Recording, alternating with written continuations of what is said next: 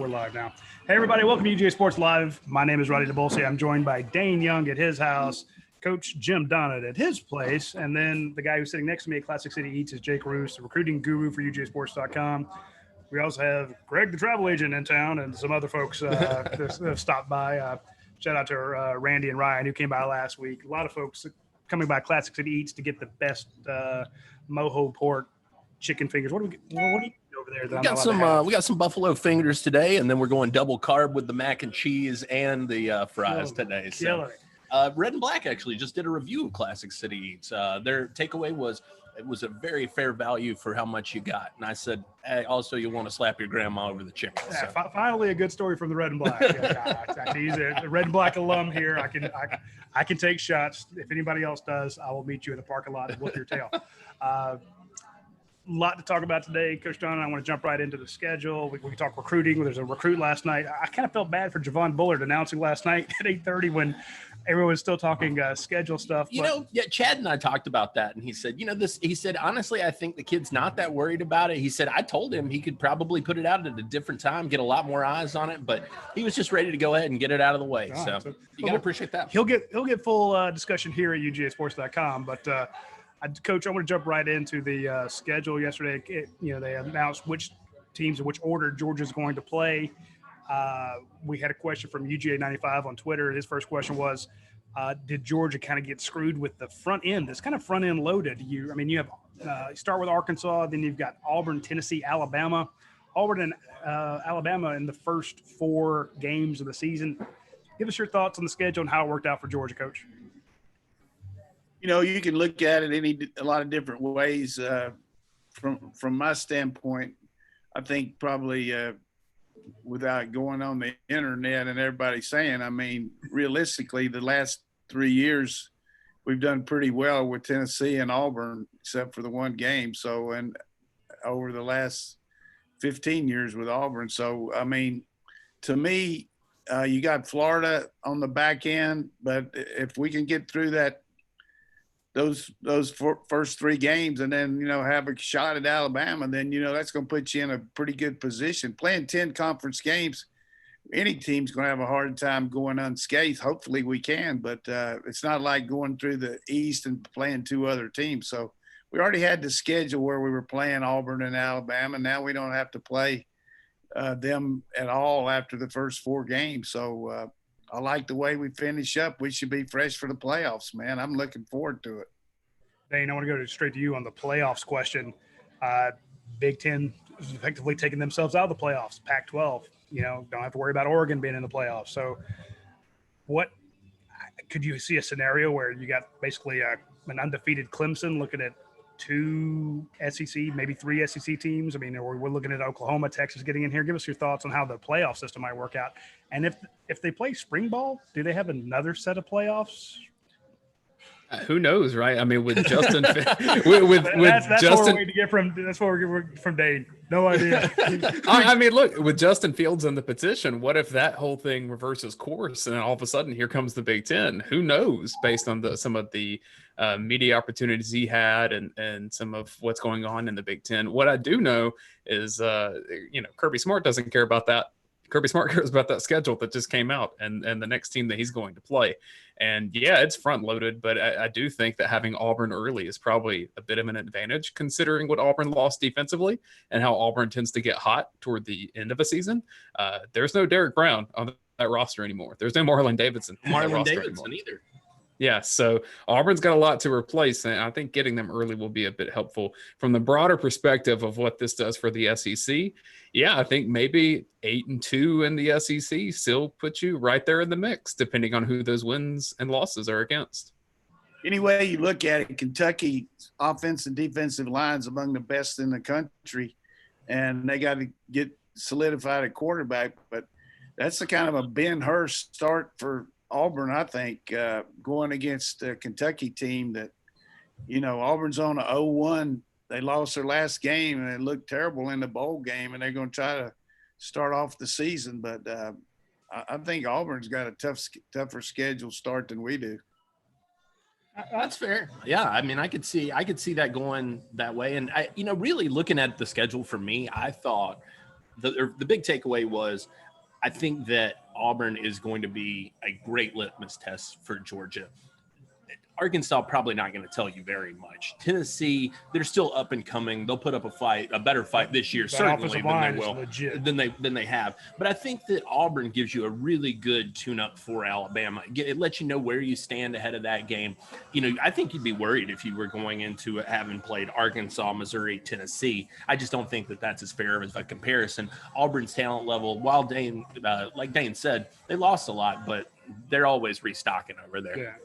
Very well. And it'll be interesting. Dane points out that Auburn needs to work on their defense. Georgia's got so many questions at offense. And hopefully yesterday we got the first chapter of some of those questions answered. Georgia started practice yesterday at about 3:15, just in helmets. They had their first, I think a lot of those players were over there most of the day. I think they had lifts like first thing in the morning, and they had position meetings later in the afternoon or late after practice. So it's a true fall camp. We saw them. We reported on Thursday they were going to check into the Georgia Center on Sunday. They did.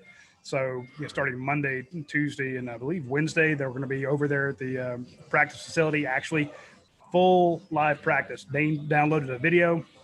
It's up at our YouTube page. You can check it front page of UGASports.com. You can actually watch Jamie Newman throwing passes. You can actually see some real life. Dude, Jamie Newman is piped.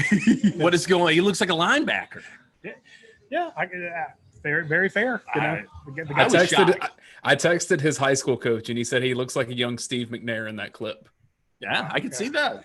So he's loaded up, but you can actually watch Georgia practicing, and you got to replace 2 tackles, you got to replace a guard, you've got to come up with an answer at tight end, running back by committee, wide receivers, all kinds of stuff that's going to be going there. I like the fact that Georgia gets to work out those issues against Arkansas on the road, get to see Sam Pittman.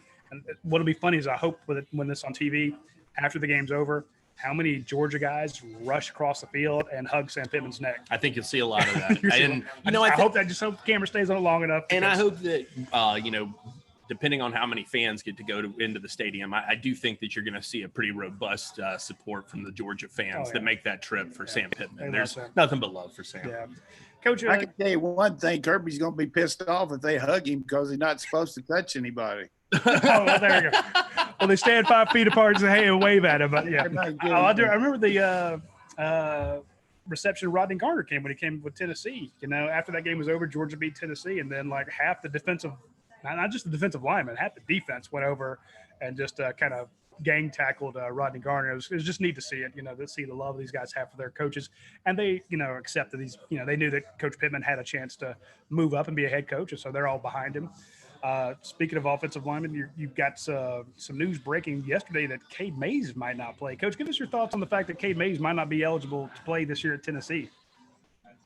If anybody could explain to me the rationale that they go through with the NCAA, it's like a dartboard, really. I mean, guys you think going to make it for sure don't make it, and otherwise, I thought Ford last year would make it on the transfer, and he didn't. But I really don't have any opinion on that. I mean, I don't really know there's all kind of conjecture why he left. I mean, from what I understand, talking to some of our people, is that, he wanted to play with his brother, and his dad wanted to play with his brother, but who knows? But you always want the best for the kid, but you also want the best for our program too. And,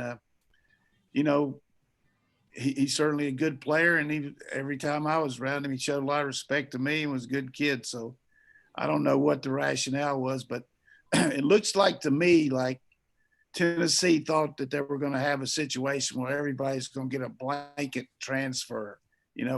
So instead of putting in the transfer and having a chance for it to be denied, they didn't do anything. And then the NCAA came out and said, we're going to go ahead and use the rules like we had. So they didn't really start the process till July. So we got turned down initially. Now he's in the appeal state.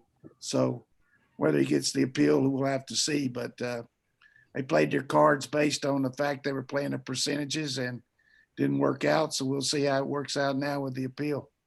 Felt like bad timing to me. Yeah. I mean, it felt like the delay from Tennessee was probably what cost them the waiver. Because, I mean, everything else that started off earlier this year, I mean, hell, JT Daniels cleared. I mean, I agree with Coach. It's a total dartboard, and I think right now, given what's going on and what's been going on since the end of July or mid-July, trying to just get the season off the ground, I can see how something like this gets pushed to the back burner. And the reason I bring it up is because Georgia faces Tennessee early in the season, and so you've got a situation where if you had Trey Smith out there and Cade Mays, I don't really Wanya care. Morris. Yeah, I'm not care who you start at quarterback. That guy's got to be quite happy. And if Georgia doesn't have to face a Cade Mays, and that's all the better for the Georgia defensive line. So, which not a whole lot of questions on the defensive line, but that's going to be a fun group to watch. That's why I'm so excited about football being back. We've been covering these guys. We didn't get a spring practice, and you just really want to see somebody line up, kick the ball off and let's go. I'm just glad we don't have to make up shit to fill an hour anymore. It's been tough. We've done a good job, but recruiting never stops recruiting. I know. So. But it feels nice to be able to talk some actual football. Yeah, I got you there. Before we jump into some of the questions we have there, and if you have any questions and you're watching this on YouTube, watching YouTube or on Facebook, and please share it, by the way, we really appreciate it. We want to let everybody know that we have a special deal for first responders, for frontline workers. If you're a teacher, hit me up. So if you're actually out there and you have been making it safer for us to, come to Classic City Eats and, for taking care of people, we have a deal at UGASports.com that's 75% off for your first year. So we've never been able to offer that before. So as long as you can just send me an email, let me know what field you're in, I will give you the secret code. It's not a code that we're putting out there. It's not a promotional code that we can share. Just hit me up. You get to go to the front page of UGASports.com, click on that deal. It's 75% off. I wish we could make it free, but they won't let us do that. We'll learn. And as for first new subscriptions only, that's what we had to do to get it to go through all the proper channels. But point being, we appreciate the people who are going to make it possible for football to be played this fall. Now, that brings up the question, Coach. The students come back Thursday. Dane, you've been in meetings at the University of Georgia about students coming back and testing procedures and stuff like that. I want to go Coach first, and then Dane. What do you think the likelihood is of after all these folks come back, we're still playing September 26th? We've come a long way for sure, Roddy, and I think everything's been very guarded to this point. That's why they haven't really made the ruling on the fans or anything like that. I think the North Carolina debacle yesterday, where they started school and then had all the had over 130 positives right off the bat, and they had all these hot spots. The real issue was they didn't have enough rooms allocated to quarantine these people. So hopefully we can learn that we're going to have some spikes. We've had it. We've seen it in all sports. And even though that's not good, we're going to have to be able how we handle those spikes. I know that talking to Ron Corson, Drew Wilson, the people over there at UGA, they're right on top of everything as far as the athletic situation. And I'm sure they're talking to the administrators on campus and the health officials. But everybody's got to realize the bottom line, and I'm not an expert, but I have studied this because of how it hits home with my wife's situation being so critical, and the health issue is what are you going to be able to do? How are you going to be able to handle when you have a big spike? Do you have the facilities to handle it? And we have those in place here at the present time with our hospitals and our on-campus things. But, it just really chaps my butt to look online and see some of these bars at some of these camps. I saw that one at Oklahoma State yesterday. It was disgusting. And to see some of these sororities and fraternities, I'm all for the social life. That's great, but you got to give up a little bit. You can't do it like you did before. Rush can't be the same. Everything is not the same, so there's got to be some give and take. And from North Carolina's perspective now, as much I hate to say it, their athletes are going to be in a bubble now. They're not going to have to contend with the fact that they're going to be going to classes with their other people. So it's really kind of a plus for them, even though it shouldn't be. I mean, that's not college as it's supposed to be, but they're going to be the only people in the dorms, unless there's some people from different countries or people can't move out of for some reason. But so that's a long list of things I'm saying, but you better be careful, and you got to understand that everything's not going to be perfect.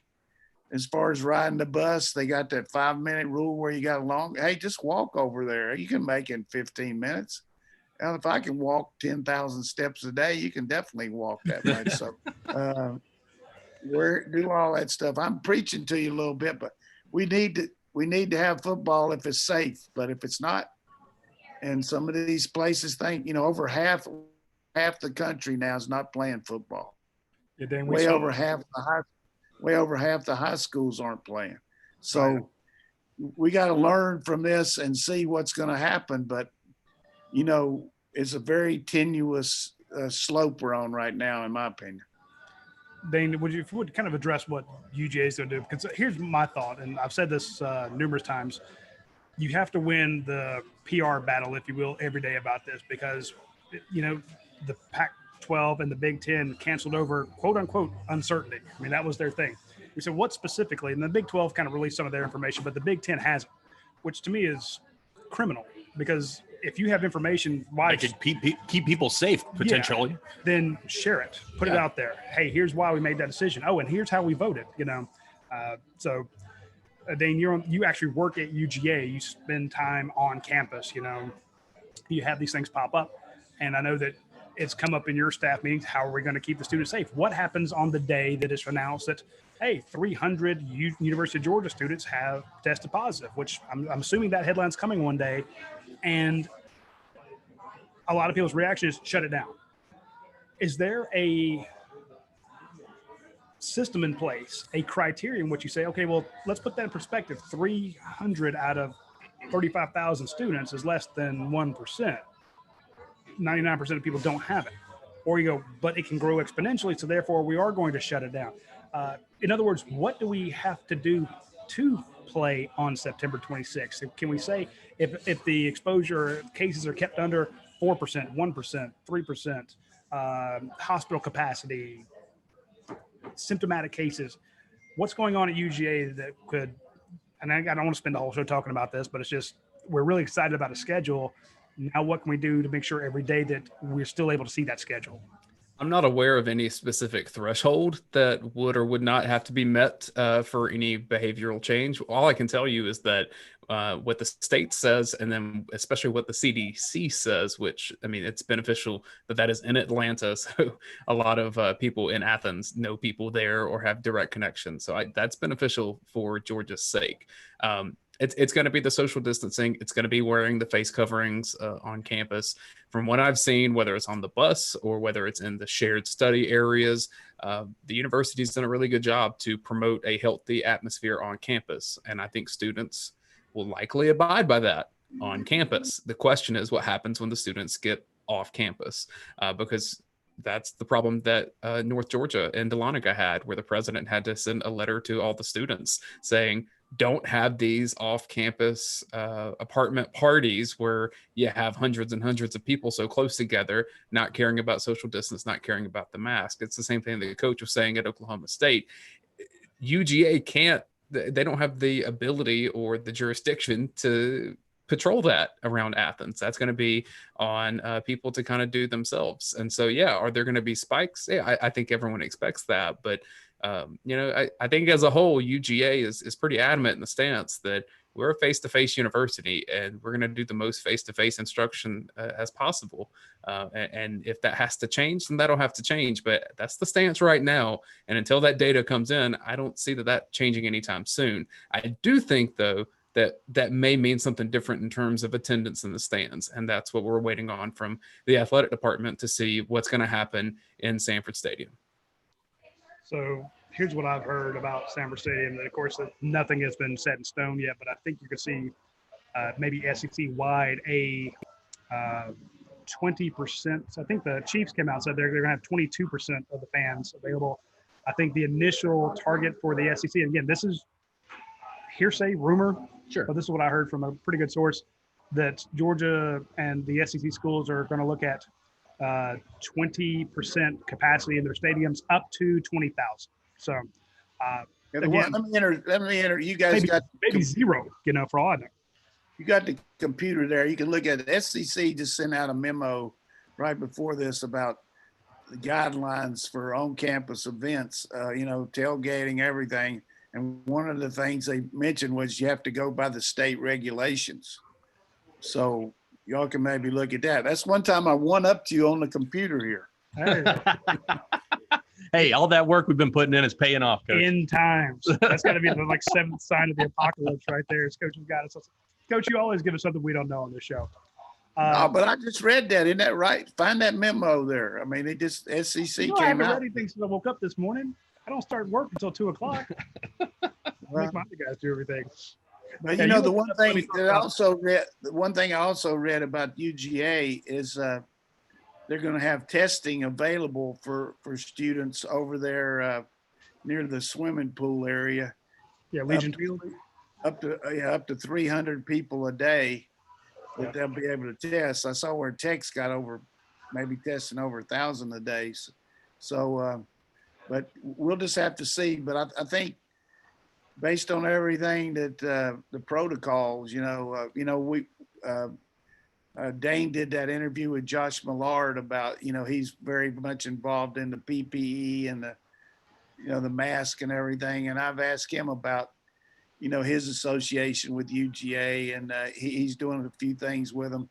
And he told me he's very impressed with what UGA is trying to do to protect the students and in the classrooms and everything else. So for him to say that means we're right on board compared to everybody else in the country. And that testing that Coach is talking about is the contact tracing that Georgia is trying to do. So that's people that don't necessarily have symptoms, but are volunteering to have a test just to be able to try to see what's out there with certain people. So it's going to be up to 300 tests a day. University pays for it. And from my understanding, those first results will be released tomorrow publicly. And then every week, the results of those tests will be released. Some sort of dog tracker app on their phone? Yeah, so there's it's called Dog Check. So every day, faculty, students, staff are supposed to go, and it takes about 1 minute. And you say if you've experienced any of the symptoms of COVID, and you're supposed to do that every time before you come on the campus. And if you show any of the symptoms and are honest about it, it's going to tell you don't come to campus today. Oh, that's great. I appreciate that. I appreciate. We always talk about how weird the times are. They are unique, but some people have responded better to it than others. And hopefully the SEC and ACC and Big 12 are making the right decision here. Again, nothing is for certain, but I'm just glad to see a schedule, glad to see that we have the option to play ball. I hope some people went on and made some reservations just in case, you get to be in these stadiums. Hey, maybe you're headed to Arkansas, maybe the Georgia-Florida game a week later. A lot of people I know have that weekend set, and it's been moved back a week, so they're going to have to adjust it. Again, be sure you buy the trip insurance in case you have to cancel it, don't buy the non-refundable deal. Get the one that's refundable. I do want to point out some of our friends who've done a great job during this entire thing. Big shout out to our friends at Athens Ford. They always have their $250 off coupon. If you just go to their website, get $250 off any vehicle. But what I like is they have the drop-off service and pickup service. So if you need like say you need your oil change or you want a trailer hitch attached to your Ford Explorer, they will come out, pick it up from you. You don't have to go drop it off. You don't have to go out there. And of course, the place out there at the Ford is immaculate. It's probably clean enough to have a surgery, and the place is immaculate. But they'll come pick it up, do the service on it, take it back. They will also, if you say, hey, I'm interested in one of those 2020 Ford F-150s with a ridiculous financing deal on it, the 84 months, 0% financing, stuff like that. Let me see your red one. You can talk to one of the sales associates out there, and they'll walk out with their phone, with you on it, like FaceTime, and walk around it. You're like, hey, open the glove compartment. Okay, look into it, Hey, open the hood. Let me see the fuel injectors. Well, I'll stick it in there. All kind of crazy stuff like that. But they will work with you remotely. If you want to do a test drive, they'll drop the vehicle off, let you test drive it, and then they'll come pick it up later. So just smart policies there to keep you safe at Athens Ford. Also want to give a big shout out to our friends at Your Pie, because they do a great job with the whole or the online order thing where you use their app, your UPI app, and they immediately, when you show up, you just say, hey, I'm here. They come flying out the door with your pizza, put it in your back seat, put it wherever you want it. You don't even have to go into the store. They will bring it out to your car. The curbside is fantastic. You know it's freshly made because you customize it. It's not sitting under a heat lamp. That's none of these, hey, we got a cheap pizza for you that's been out here for 15 hours. It's fresh and made the way you want it. And they're going to give me a free ice cream for my half birthday. Where's my half birthday present, Jake? And that's gelato, Roddy. Well, it's gelato. Yeah, I don't get a real one. But I thought it was kind of neat because I got an email from them on the app saying, or notification, hey, it's your half birthday. Stop by for free gelato. I'm like, that's awesome. So I'm now 39 and a half. So. Oh, yeah? Yeah. I'm going to keep milking this half thing as long as possible. So shout out to our friends at UGASports for coming up with a great system of rewarding their loyal people. And we appreciate everybody that keeps going out there. And, of course, all of our other loyal folks. All right, you want to jump into some questions there? Yeah, absolutely. We got some about the schedules as far as, what, as you would imagine, I think, with things opening back up. Kay Leland with a good one here. He says, this one for Coach. He says, defenses tend to be ahead of offenses early in the season.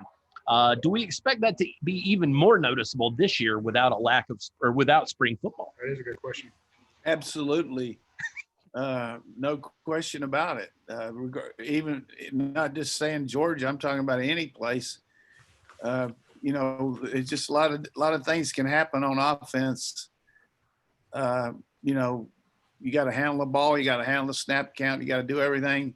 A defensive player can fall down on one side of the field and then play run to the other side, and nobody ever sees it. So, but it can also happen on his side, and you see it, and there's a touchdown. So, I mean, you can look at it both ways. But in the 60-some years I've been dealing with football, unless your defense is completely horse manure, I just don't think I've ever seen many teams that were really that much ahead of their defense early, and particularly in the game now where so much is involved at the line of scrimmage, where you got to make the right calls, read the routes, do what's necessary to run the right route versus coverage, block the pass protection, all that.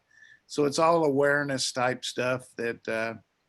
A defensive player's got one assignment, maybe a check. An offensive player's got maybe 3 or 4 to try to take care of all these multiple looks. So absolutely it's going to be different, and people can say, well, boy, it's going to be tough opening up with Auburn and Tennessee after Arkansas. What would they have said if we were opening up with Alabama like we're supposed to on the conference schedule? So I feel like we just got to make the best of what we got. The other thing, we got 40 days. Now we got 39.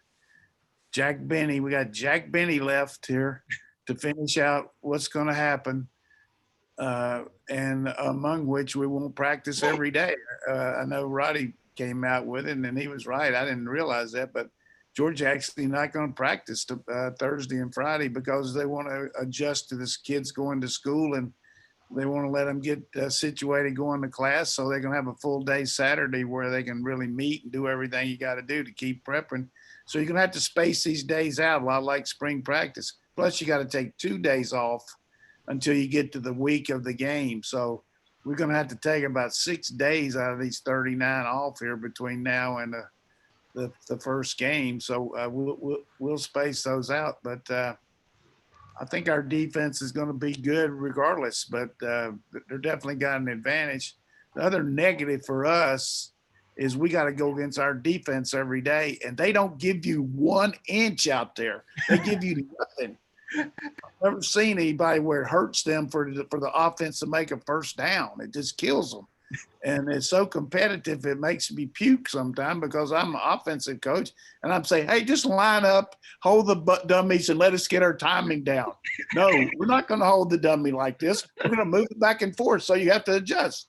I don't think it's easy as very nice. Yeah, no, not at all. Not at all. Or I should say not very accommodating. Yeah.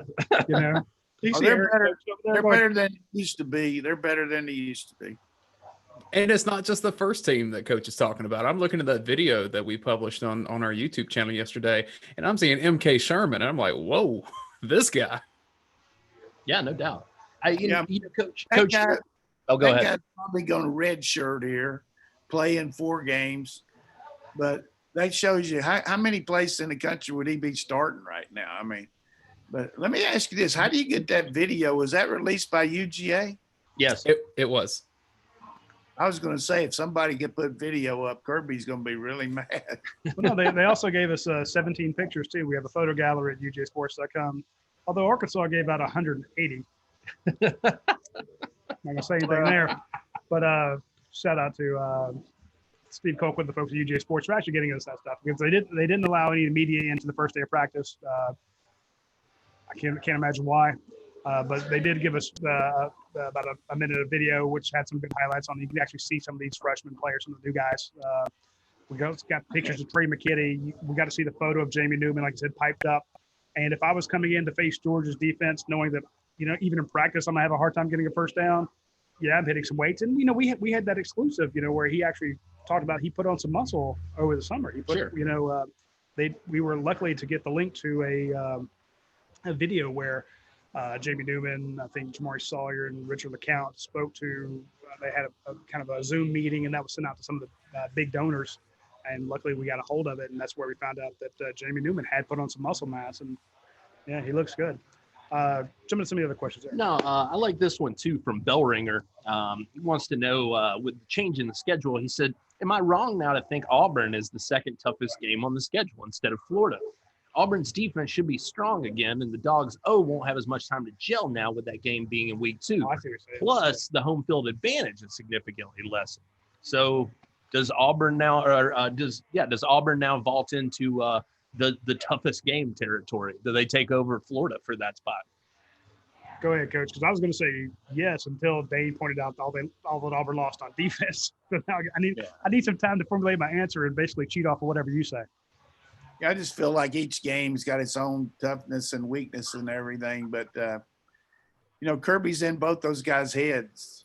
I mean, he's in the head of Coach Malzahn, the same way with Coach Mullen at Florida. I mean, they've got a horrible record against Kirby over the years. So I think psychologically that doesn't bother me, but the guy Bellringer makes a good point. It's an early game and all that, but Auburn's got to adjust to a new offensive coordinator. And I don't know how much the players are going to do it. And I don't know how much Gus is going to do it. It's just it makes sense to me, and I'll say it publicly, why he's letting somebody else, particularly this guy, run the offense, who's had very limited success as a head coach calling plays. He did do some things at Clemson pretty well, but since he left Clemson, they're 75-5. So I don't know how much credit he can take at Clemson, but I like our shot against both these teams because of our head coach, our talent, and by playing Florida a week later, probably got that open date before them too. I like that too. I think that's a good play to have that open date. So the people that have that week scheduled to go down there, just stay for 2 weeks now. I mean, go down and do an open date and go on down just make it a real Quinella. Yeah, I will probably miss the watch-along show that week. I'll probably take your advice there and go spend some time in Amelia Island while everybody else does some work. We should have a watch-along show for the games when we have an open day too, because give me something to do. Dave, you've broken down all these teams for you and Brent at the UGAsports.com. You've done that great series of what to watch when Georgia plays all these opponents, and it's I know you do a lot of scouting, and it's a great series. Folks, if you haven't seen this, you need to go to UGAsports.com, click on the players to watch, and that gives you an idea of, when you're looking at a Tennessee, when you're looking at Auburn, when you're looking at Alabama, you're looking at Florida, it's like, here's the numbers, here are the guys that you need to watch out for. Here's the guy that when you're like, man, that defensive end was just killing us. Well, you find out about it now. You don't have to wait till after the game. So, yeah, you're not going to be saying, "Oh my God, who is that who's guy?" that guy? We can't stop 98. Yeah. Yeah, that's because you'll see it now. So, Dan, give us your take on the fact that Auburn being at the beginning of the season, you know, maybe they're not as hot as they are later on, but then Georgia's still trying to put its offense together, you know. So, is Auburn a tougher game now than Florida? I mentioned everything that Auburn lost on defense. Auburn's also having to really revamp their running back position. And as Bo coach, Nix. They do have Bo Nix, but that's a new play caller out there as well. And previously, when Gus Malzahn has delegated the play calling, it hasn't gone quite as well for Auburn's offense. And this was an Auburn offense that still put up 40-something points on Alabama in the Iron Bowl last year. It helped that there were 2 pick sixes from the defense that helped cause that. But regardless, the 2 eye-opening things from this series that Brent Rollins and I have been doing.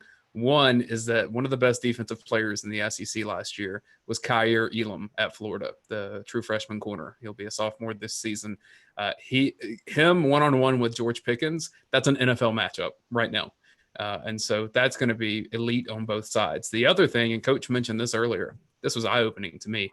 Kentucky's offensive line is among the best in the country. I'm not saying conference. I'm saying country. Kentucky returns 4 offensive linemen that graded out last year 70 or higher in terms of PFF grades. A couple of those guys are high-rated recruits. A couple of those guys are very developed. And Mark Stoops has just done a heck of a job in Kentucky to get that team to where it is. And if you're that stout in the trenches, you will compete with most teams. Here's the thing about Kentucky. They won 8 games with a wide receiver playing quarterback. I mean, and the guy's a good athlete, no question about it. Bowden or Bowden, however you pronounce it, and he's going to be a pro player. But if they can get any kind of aerial attack to go with this, I think this Wilson is the quarterback. Terry Wilson's back. Yeah, so and their defense is good, and the thing that's plagued Kentucky over the years since he's been there is how many games down the stretch they've lost in the last 4 or 5 minutes. Last year's Florida game when Franks got hurt and they put Trask in there and they came back. They lost to Florida a couple of years ago when they didn't cover a guy in the end zone. I mean, just inexplicable losses that maybe through experience now and through confidence that they're a real threat to be. They are the 3rd team in the East. Now, can they be the 2nd team? That's what they're working to do. They've had a terrible record against Florida, that's for sure. But I just feel like Florida right now is in a very precarious position. They got 3 of their best receivers considering they didn't practice yesterday. They're considering whether they're going to opt out or not. Now, if they're considering it, that means they're thinking about it very heavily. And if all of a sudden you got a passing game that revolves around go-to wideouts, and now all of a sudden you just have a guy like their tight end back as their leading receiver, that's going to be a tremendous hole in their team. I mean, that's going to be to take the Tony kid and some of those other receivers out. Boy, I tell you. And I thought Kirby did a good job. I don't know who asked him the question, but you got to develop depth here. I mean, you don't know who's going to quit. Hopefully we don't have anybody. You don't know who's going to get the COVID, and you don't know who's going to get hurt. So you got to be 3 and 4 deep at every position. Yeah, go back to – why don't you guys tell us who those 3 receivers are? Did you see that? Look up the 3 receivers they're thinking about. You guys do any research for this show? Or what do y'all we're worried about eating, Coach. Leave us alone. I do want to point out, you say you got to be deep across the board when you look at what happened to Georgia when all of a sudden they trot out, you find out that it's starting 2 cornerbacks were out for the University of Georgia last year. And you're like, hey, where's Stokes? Where's Tyson Campbell? You saw how that game progressed with out starting quarterbacks. That was a bit tough. So you make a good point there, Coach. You can't just you think, well, it's a wide receiver. You might have 7 or 8 wide receivers on the roster. Losing your first number 1, number 2, number 3, even if it's 3 of the top 5, that's still a huge chunk of your offense. So that could be a real pain. It looks like per Twitter, and don't hold me to this one, but it says Jacob Copeland, Kadarius Toney, and Trayvon Grimes are potentially the three holdouts. Toney and Grimes, two seniors. Even beyond that, for my film review, I wouldn't bank on Kyle Trask being Florida's quarterback the entire season. Really? I like Emory Jones a lot, and I think he's going to add something to their kind of the dynamics of their offense. He's a really good runner. We like Emory Jones too. We covered it. Mullins' history, he loves those running quarterbacks. I mean, he put Emory Jones in the games last year in some situations where, you just don't understand it. But that's his MO. He likes that. And Emory Jones is slick now. I mean, he's a slick quarterback. I like him, and he can make plays, and he's a better passer than you think too. I mean, and I've seen some people kind of give Emory some grief, they're like, oh, he's in there. Do not underestimate him. We've seen him in person many, many years. Emory's a hell of a quarterback. Yeah, absolutely. I don't want to face him if I'm a Georgia guy. Just let you know right now. One group I would like to face is our friends at Aaron Overhead Doors. I forgot to mention them last week, and I felt bad about it. I thought so. I know. They didn't say anything because Ryan doesn't care. Ryan's he's just good people. He just wanted to talk Georgia football. So sure. Shout out to Ryan, Lucy, and the friends at Aaron Overhead Doors. 1,500 reviews, 5 stars across the board. I can sit here and list all the awards. You go to their webpage, they're not bragging, but they've got Better Business Bureau awards, Favorite Neighbor awards, all sorts of customer service awards. Because again, it's a locally owned garage door company it's Ryan and the folks over there are basically customer service oriented. They could be selling cars, they could be plumbers, they could be realtors, they could be ditch diggers, and it would be the best ditch digger customer service you'd see in your life. They just happen to sell doors. That's like almost like the side hustle. The first hustle, if you will, is customer service. So, when you go to their site and it pops up a little thing, hi there, do you have a question? They have chat where you can just say, hey, I've got this issue, talk to them. If you want to schedule an appointment, you pick the time and date, they come out to talk to you for free. They have a 10% off for UGA fans. The guy, when I say he wants to talk Georgia football, he puts his money where his mouth is. That saves people hundreds of thousands of dollars, the way they have discounts for stuff like that. So just swing by Aaron Overhead Doors, check them out. If they're good enough for the Georgia fans, and they're good enough for anybody. So if you're watching the show and you're a Clemson fan, I don't know why you're watching it, because we're going to make fun of Clemson, but be sure to check out Aaron Overhead Doors. They will take care of you like nobody's business. And my apologies for not mentioning them last week, but we do have, if you're a long-time watcher of the show, then it's Aaron Overhead Doors, and you know how much they take care of it. So, but you never know when you're going to need them. We're supposed to have a lot of rain this week. If you notice some puddles in your carport or your garage area, they can fix that. So just letting you know. All right. Got a question here I wanted to hit before we hop into some recruiting. BSW 44144 on the board says, which corner besides Eric Stokes, Tyson Campbell, and DJ Daniel do you predict will get the most playing time? Tyson Stevenson. Well, I guess though you think you see him at the corner spot or playing at that star position? Well, Webb's going to be in there. I mean, we could see Stevenson in the dimes when we have 6 out there. But if you go too deep, he's going to be the 2 deep corner there. I think Kimber's going to come along and help us there at corner too. Really athletic kid that you heard a lot about Ringo, and as Dane told all of us, for anybody else, that are you an orderly at the hospital on the second shift, Dane, or something? Or the only time I spent around that hospital was to get a kid into this world about a month ago. So no. Good call there.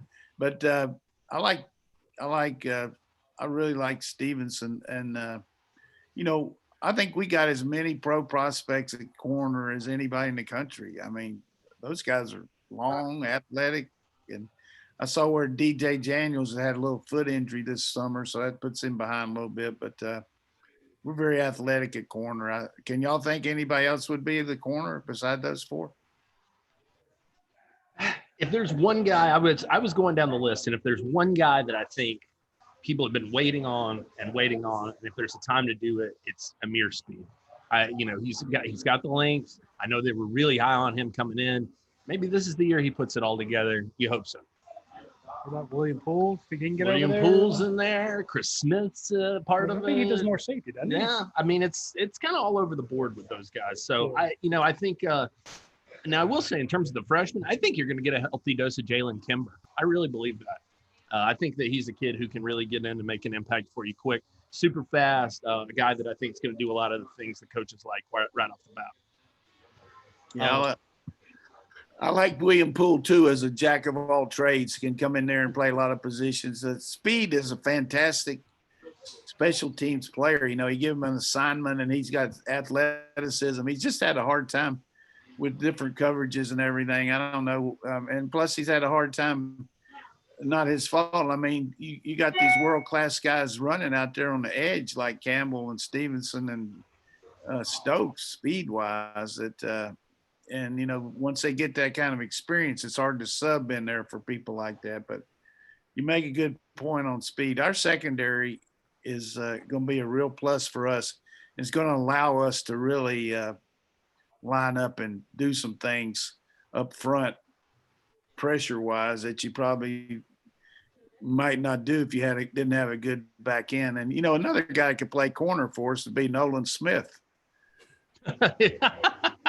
No kidding. Yeah.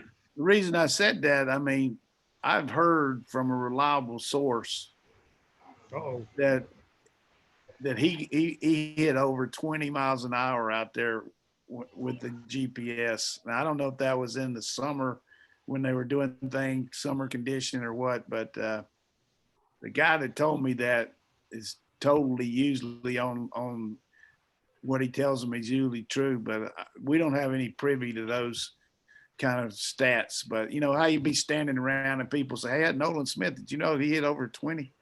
If he hit over 20 at his size, that's not right. That's unfair. No. He should have to play like with one leg tied up. Yeah, they need some like Harrison Bergeron, like weights around his neck or something, just like a Harrison. That's got to be wrong. That's got to be wrong. Now, speaking of defensive backs, Georgia added one last night, Javon Bullard. If you've been following over the last few months, I guess, over at UGASports.com, we've mentioned him as kind of a consistent possibility. Things really picked up, it seemed like, over the last month or so. And, a guy that I feel like people don't know a lot about, Javon Bullard, out of Milledgeville, Georgia, Baldwin High School, Baldwin Brave. And Trent and I were kind of going back and forth about it, talking yesterday. There was some hand-wringing about, what's Georgia doing, taking a 3-star kid? What are they, at this point? Right. Well, somebody said, and now I will say, I want to throw this out there because I don't know if you saw it. Somebody on the board said, how come everybody, this was someone trying to be negative. They said, how come every kid we take is going to be Eric Stokes and every kid Tennessee or Florida takes at the 3-star is going to be a bum? And someone came in immediately thereafter and said, that's why we're 6-0 against these two teams. So they were like, that's pretty that was a crushing blow. But Bullard, because your 3-star saw McKinley went in what round? Yeah. So Bullard, a kid though that, like I said, I don't think people know a lot about. I had to go in and watch the film myself to get a kind of a feel of where he is. I think that this is a guy who, as Coach mentioned, kind of a jack of all trades, like William Poole. He's a kid with enough speed to get up and play in the slot. He could rush off the edge if you needed him to do that, do a corner blitz or something like that. I think he's certainly got enough speed and size to play the corner spot, but I think he's probably at safety, and I think that that's where Georgia likes him early on. He's a great returner for you if you want to use him in that way, and really good speed on the from wide receiver as well. Has some plays too where he's tracking a guy all the way across the field, to get back into a place. So, I understand the hesitance from some people, but this is a kid who I think has enough athleticism and enough upside to certainly justify the take, especially given how many defensive backs you took last year. Yeah. I want to point out something for the folks watching this. Yes, UGAsports.com is part of Rivals.com. I am a company man, been with them since 2007. Did spend some time at ESPN, saw the ratings system there. I've seen the rating system industry-wide. I follow it. It is my livelihood. That said, I would trust Kirby Smart's evaluation over that of Rivals. Think about it. If we're wrong, we take some chiding. Hey, you said a 3-star was going to, again, and we say a 3-star is a guy who's supposed to play college football and be very good at it. Yeah. You know, a 3-star is not a slur by any means. That means he's a damn good college football player. Point being, Kirby Smart's making $7 million a year to make this decision. When he tweets out "Go Dogs," that means he wanted this kid. You know, is a Plan B, Plan C guy? Hey, you can only start 22 guys. The point being, when people were doing the same thing with Sullivan Kinley, they did the same thing, shaking their head with Eric Stokes. We just had well, and here's the thing. Rightfully so with Eric Stokes, right? I mean, like, you remember, I know we've talked about this ad nauseum, that first practice, the kid looked totally lost. I mean, he didn't look like he had a clue what was going on. It speaks to the development of this Georgia staff. And I think the fact that Kirby Smart especially is super involved with those defensive backs, he knows what he's looking for on the back end. Right, and then that's not a shot against Mark Richt. If Mark Richt took a defensive back, it's like, I trust Mark Richt more with the offensive player than I do with a defensive. Kirby knows what he wants. That's his baby, as a defensive back. So maybe, even though, UGAsports is pretty low cost, 27 cents a day, maybe Kirby knows more than we do about whether or not they should have taken Javon Bullard. And I'll say this too, because we did get this question. It says, are there going to be any Rivals camps or any other large-scale camp evaluation settings this year? And how will that affect Rivals rankings? I don't know that this is a kid who really would have benefited a lot and come out of that 3-star range. I'm not saying that. What I will say is that everybody has to take the entire industry, not just Rivals, 247, ESPN. Everybody's got to take the recruiting rankings this year with a huge grain of salt, because no one's got to do anything close to the normal evaluation that they normally do. Yeah. Nobody got to see spring ball. Nobody got to see the opening camps. We didn't have Rivals camp. The opening didn't happen. The 5-star challenge didn't happen. No Under Armour. I mean, it's just a situation where you're playing with a lot more unknown. You haven't had a chance really for guys to get on campus to go visit kids because a lot of media has been blocked out of a lot of these schools. A lot of them just now kind of starting to let people back in and just now starting to fire football up. You'll see some movement for sure. Definitely, I think as things push toward December. But I caution anybody to put too much stock into the rankings this year, personally. Yeah. And I say that as somebody who helps with the ranking. But still sign up at UGAsports.com, 27 cents a day. Yeah, sure. No, I think that is important. And actually on the same question we got here, ZXBY140 asked that one. He said, also, any word or thoughts on when schools might be allowed to host official visits? Surely the NCAA isn't going to keep the early signing day and prohibit all these kids from visiting. I think that, we've talked about the fact that I think that they're really just trying to get this thing off the ground first. You got to get the season started before you can think about getting kids to visit for the season. Yeah, and coach made a good point last week on this, kind of the same thing. He said, look, you don't know where these kids have been. Exactly. Sure. You bring them into the program. It's like, what?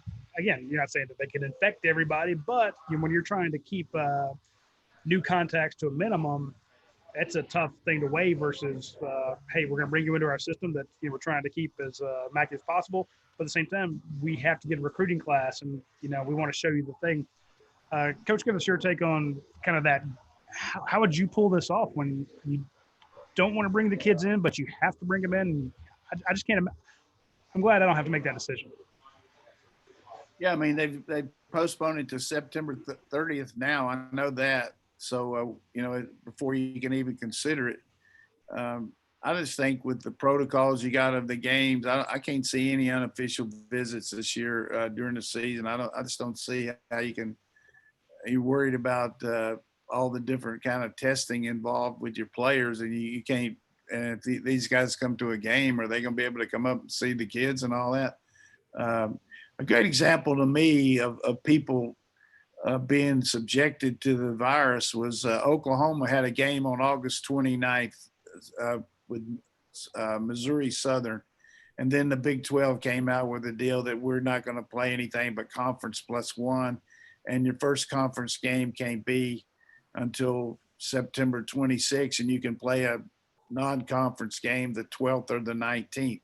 So Oklahoma immediately stopped practice because they were going with the idea of 29 practices before the 30th, the game on the 29th of August.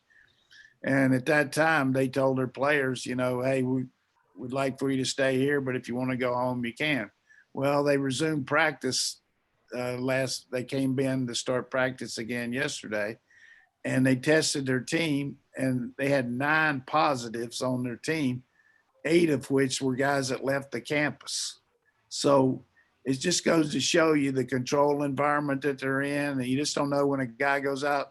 I know some of our tests that were positive here that I've heard about were during the summer were when kids left here and went to Atlanta or went to Florida and then came back. You just don't know it's a different protocol. So as far as answering the question straight up, I don't see us having any official visits anytime soon. And there's no advantage in trying to do that if you want to try to play the games, because you're just putting your players at risk. Yeah. And to the point of the early signing period, I was a bit hesitant about that idea early on, just because, there's always going to be some pressure from coaches to go ahead and get it done. They want to know their numbers. They want to go ahead and get, these guys in the boat. That way we can focus our efforts on these other guys. I think that you'll see coaches pull back from that a little bit this year, but I'm still in favor of the early signing period, because there are a lot of kids, and you're even hearing it now from the 2022 kids, who are saying, I'm done with this, man. I can't handle it anymore. I mean, Gunnar Stockton, that was one of the reasons he cut his list down to Georgia and South Carolina, because he'd been so inundated with calls throughout the shutdown. I mean, we were talking to Brock Bowers. He said, if I leave my phone for a day, I come back and there's 55, 60 missed texts and calls and Zooms. And, I think that it's good for those kids to still have that option available, because there are some kids that know exactly what they want to do and they're ready to go today. I think David Daniel, for example, would sign on the line if he had the opportunity. Yeah, and if I think just moved to spring, then they can play. Yeah, yeah.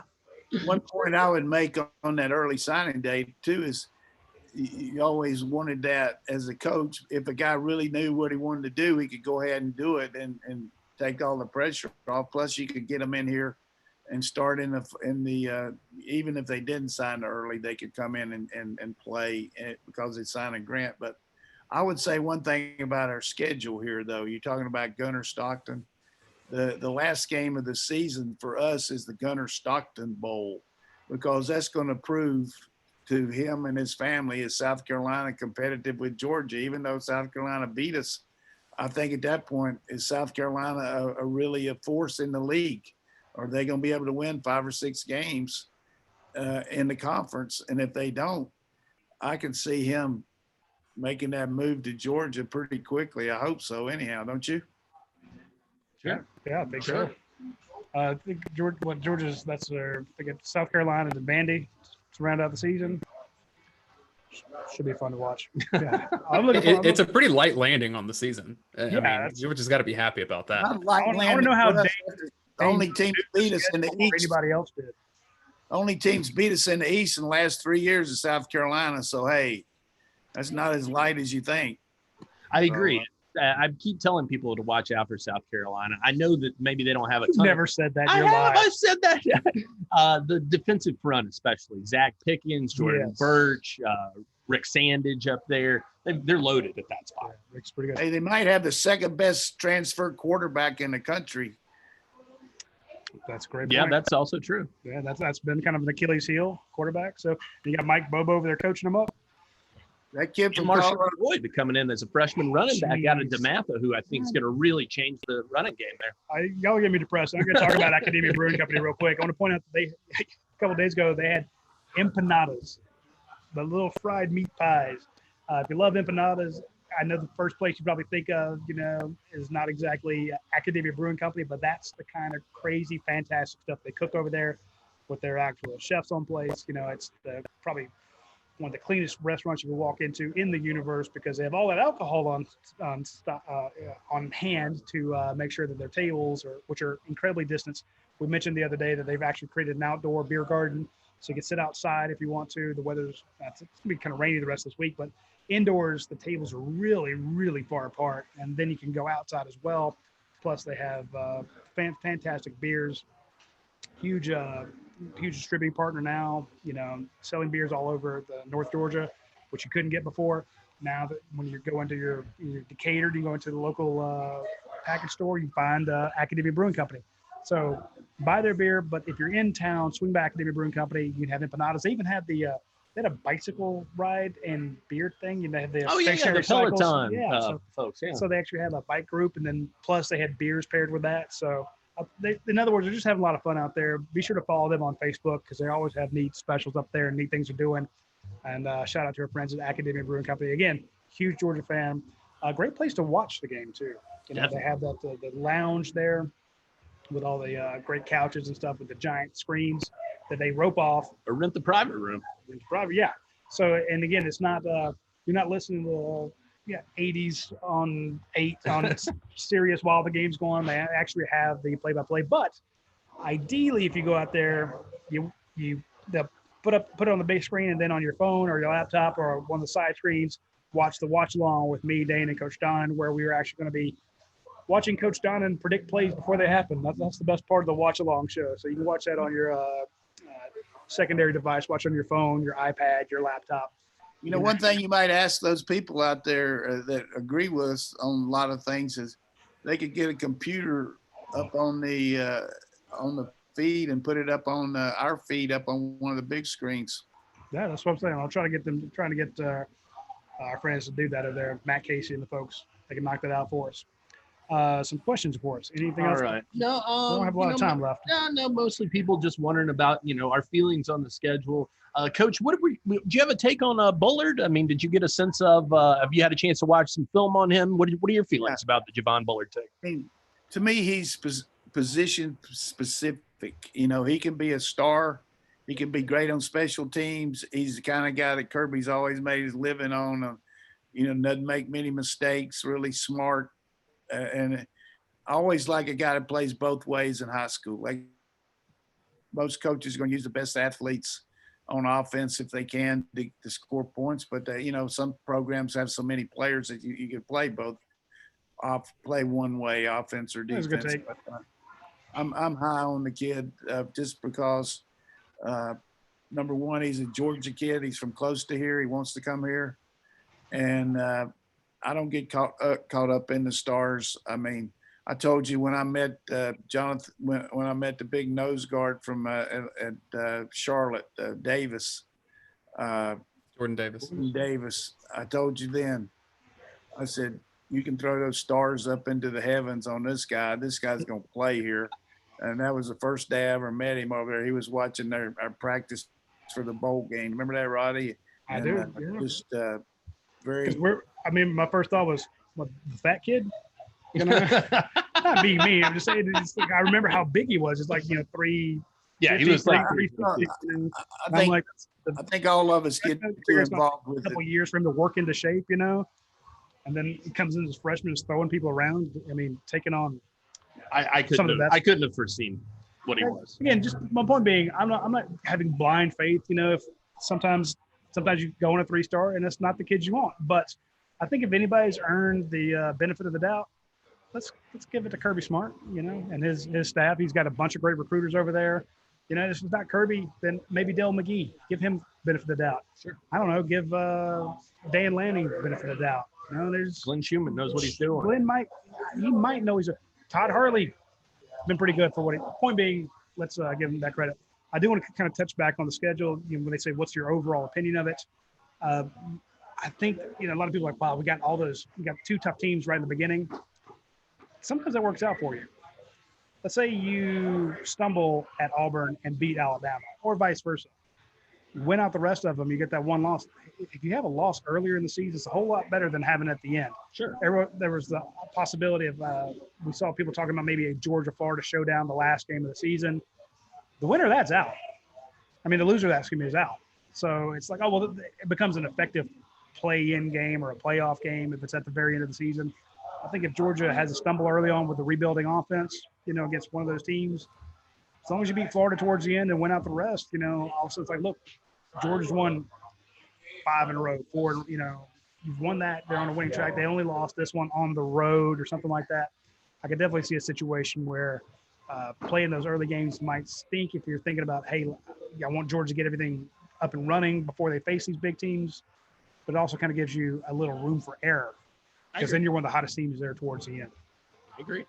10 conference games is a lot. So I think fans should cater the expectations that it's going to be, I would say, virtually impossible for any team in the conference to go unbeaten with the schedule. I just think it'll be absolutely brutal. And if a team does, just stop right then and give them the title. Yeah, I could definitely see a situation where, like, hey, we went 10-0 against the SEC. Oh, what about the playoff game? No, I'm good. Give it a try. Hey, other SEC teams have claimed a title for less. No question. Just saying.